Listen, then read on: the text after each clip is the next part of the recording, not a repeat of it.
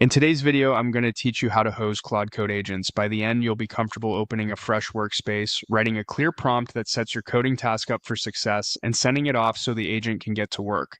Start by opening Claude in your browser.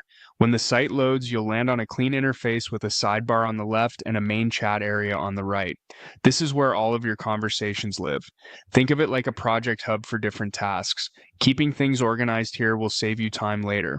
Next, create a new clean conversation by clicking the plus sign on the left side.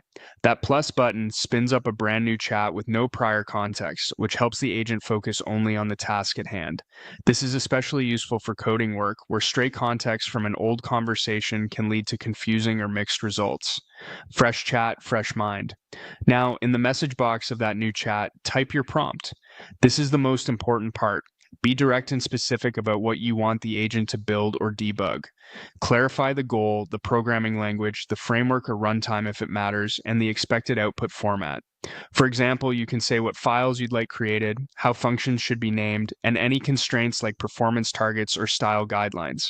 If you already have partial code or an error message, paste a minimal, relevant snippet and describe the exact behavior you expect versus what you're seeing. It also helps to include a brief checklist of acceptance criteria such as writes unit tests, includes doc strings, or explains trade-offs. If the task is large, ask for a short plan first, then the implementation, so you can confirm direction before code is generated. The clearer the prompt, the smoother the results. When your prompt looks good, submit it by clicking the submit button or pressing enter. If you need a line break while writing, use shift plus enter so you don't accidentally send early. After submitting, give the agent a moment to think and respond. Let the first reply finish. You can always refine afterward. If something isn't quite right, follow up in the same chat with targeted feedback. Point out what to keep, what to change, and any new constraints. Iterating this way quickly converges on exactly what you need.